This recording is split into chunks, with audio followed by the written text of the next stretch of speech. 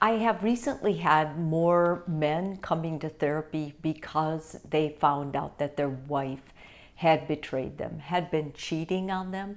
And they present some very important questions, especially when it comes to how you deal with it. Like, is there a better prognosis for the marriage if it was the woman who cheated than the men? And the answer to that is varied. It depends on basically on how the man was raised, what his mentors were like, and also what was happening in the marriage before the cheating happened. I think it's important to understand that no matter who cheats, it's never innocent. It's totally the person who cheated's responsibility and fault. They made a terrible choice. And so until the person, whether it's a man or a woman, can step up and take that full responsibility without blaming the other person or any other situation, it determines whether or not, in most cases, the marriage or relationships can be salvaged. But especially for my men clients and men subscribers, I want to go through this because, more and more we're seeing that women who cheated are starting to get more open with it, talking about it. I think in a way that's a good thing, but I think what's really a negative part of that is that somehow they feel validated by that, or they feel like they had a right. And I don't think anybody has a right to cheat. You have a right to end the marriage. You have a right to talk to your partner and say you can't stay married. You have a right to get a divorce. But a right to cheating, that's where I draw the line. I don't think so. So first of all, the motivations, are they the same for men and women? On average, women report cheating for emotional dissatisfaction. They feel like they were neglected, unappreciated, or emotionally disconnected in the relationship. Guys are statistically saying that cheating for them was physical or sexual variety. That's why they did, even when they report otherwise satisfied in the relationship. And that does happen. Guys will say they're happy in their relationship and then cheat. There are general trends from studies, but not absolute rules. This can be true or it may not. It doesn't mean it's exactly how it is for your relationship.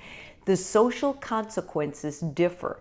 For women who cheat, they face harsher judgment, socially due to lingering double standards that are still around women's sexuality. For men, they're still judged and sometimes viewed through a lens, though, of more forgiving or normalized. Yeah, guys just need this. And I'll hear this, especially with older women. They'll say that, they'll repeat that to their daughters. And I don't understand why, but that's the double standard that we see. Psychological profiles are fundamentally different as well. There's strong evidence that cheating women and cheating men are psychologically different. There are traits that show increase of infidelity are impulsivity, low commitment, or narcissism. With women, this was not so true. It was more what they had learned as their attachment style. Whether it was anxious, they weren't getting close enough, they didn't feel close to their partner, they didn't feel like their partner really gave them the attention they needed, or if they're anxious attachers, or not anxious but avoidant, where they would get intimacy and then try to push the guy away. Anyway, that had more to do with the women who cheated. The bottom line is that both cheat for different reasons, and I think getting to the root of it is really important. But what affects whether a relationship can be salvaged if it's a woman cheating? Well, the motivation behind the infidelity is really important. If the cheating was due to emotional neglect or unresolved issues, then when those issues are addressed, recovery is possible. And also, if it was impulsive or without emotional investment, some couples find that it's easier to move on. Like if she was using impulsivity, but once again, that's not as much the norm for women as it is in men. The involved partner's remorse and transparency.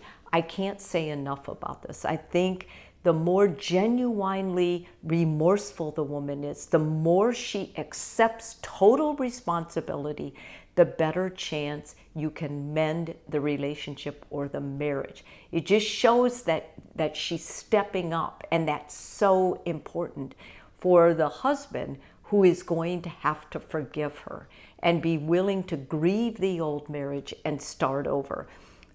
And also the betrayed partner's capacity to forgive has so much to do with whether the relationship can be mended.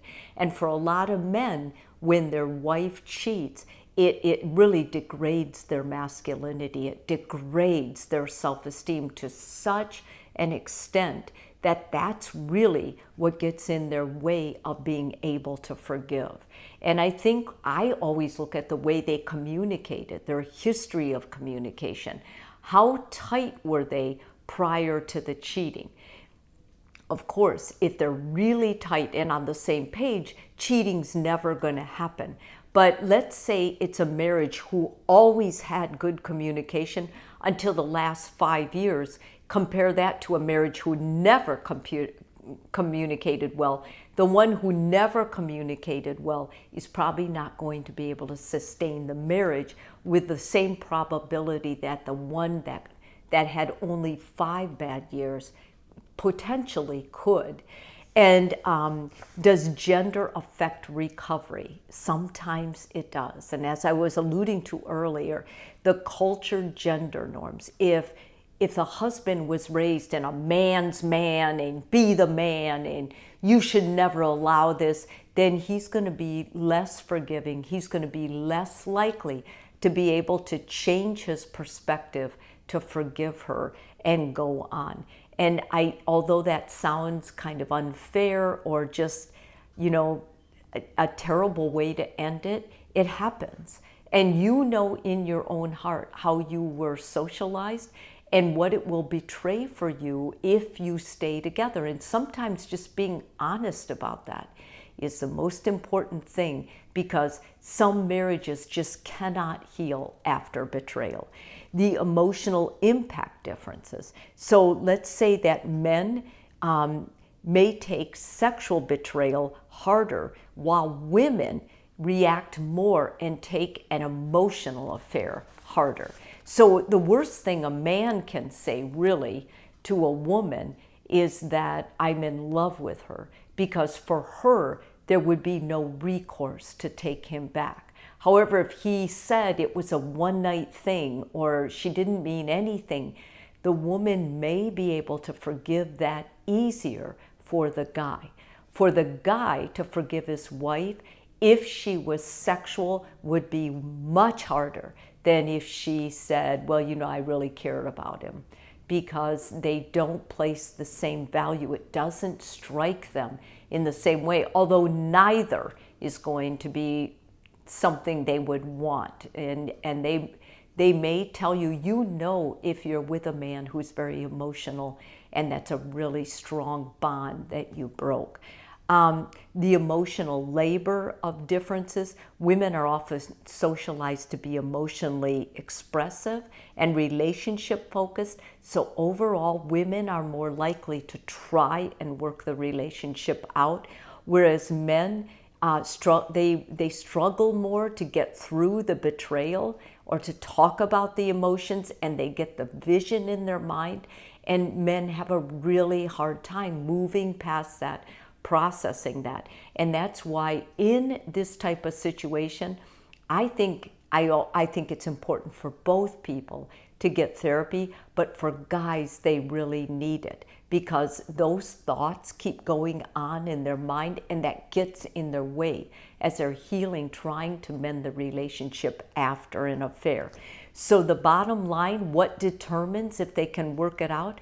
the circumstances of the infidelity, the emotional dynamics between the partners prior to the cheating, the level of commitment to healing. If two people say, no, I want to stay married to you and I am willing to do whatever, that marriage is going to have a lot better chance of healing and moving forward than the one that says, I'll never get this out of my head, you will have to pay me back for this forever. Yeah, those aren't good situations and probably not a good idea to try and work it out in that case. And it matters how deeply broken the trust is. The longer you're married, the harder it is if infidelity happens, because you basically have to say goodbye and grieve the old marriage and recreate, and you can see why that would be harder after 20, 30 years. Like, it's like an annulment after that. How can you say this never happened? This was a vital, real relationship, and I know because I was in it. That's kind of the thoughts and what patients tell me, and believe me, I get it. If this video is helpful for you, please subscribe, and if you're already a subscriber, thank you so much.